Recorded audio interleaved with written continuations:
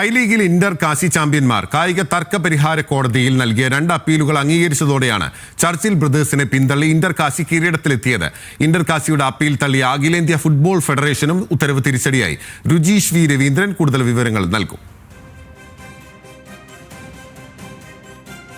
മാസങ്ങളായുള്ള കിരീട തർക്കത്തിന് എന്തായാലും പരിഹാരമായല്ലേ രുചീഷ്? പിന്നിൽ ഇന്ത്യൻ ഫുട്ബോൾ ലീഗുകളിലെ മത്സരഫലം അറിയാൻ ഗ്രൗണ്ടിലേക്ക് മാത്രം നോക്കിയാൽ പോരാ, കോടതികളിലേക്ക് കൂടി നോക്കണം എന്ന പരിതാപകരമായ അവസ്ഥയാണ് ഉള്ളത്.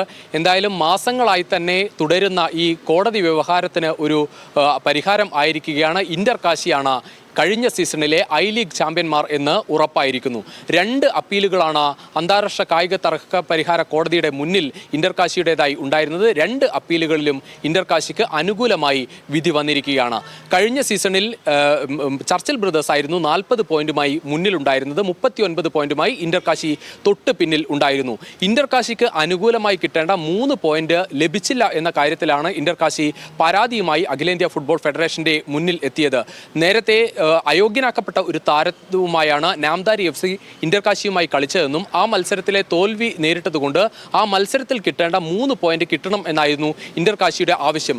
എന്നാൽ അഖിലേന്ത്യാ ഫുട്ബോൾ ഫെഡറേഷൻ തീരുമാനിച്ച കമ്മിറ്റി ഇതിന് അനുകൂലമായി വിധി ഉണ്ടായില്ല. ഈ പശ്ചാത്തലത്തിലാണ് ഇന്റർ കാശി അന്താരാഷ്ട്ര കായിക തർക്ക പരിഹാര കോടതിയിലേക്ക് പോയത്. ഇതേ പശ്ചാത്തലത്തിൽ തന്നെ ഇന്റർ കാശിയുടെ ഒരു താരത്തെ, സ്പാനിഷ് താരത്തെ 2 തവണ ഒരു സീസണിൽ സൈൻ ചെയ്തു എന്ന ആരോപണം ഉയർന്നു. ഈ വിഷയത്തിലും ഇന്റർ കാശി പരാതിയുമായി അപ്പീലുമായി അന്താരാഷ്ട്ര കായിക തർക്ക പരിഹാര കോടതിക്ക് മുന്നിലെത്തി. 2 അപ്പീലിലും ഇന്റർ കാശിക്ക് അനുകൂലമായാണ് വിധി വന്നത്. ഇതോടെ പുതിയ ചാമ്പ്യന്മാരെ പ്രഖ്യാപിക്കാൻ അഖിലേന്ത്യാ ഫുട്ബോൾ ഫെഡറേഷൻ നിർബന്ധിതമായിരിക്കുകയാണ്. എന്തായാലും അഖിലേന്ത്യാ ഫുട്ബോൾ ഫെഡറേഷന്റെ അധ്യക്ഷൻ കല്യാൺ ചൗബെ ഇന്റർ കാശിയെ അഭിനന്ദിച്ച് രംഗത്തെത്തിയിട്ടുണ്ട്.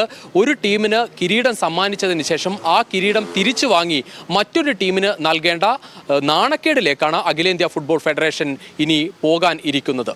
ബിനിൽ.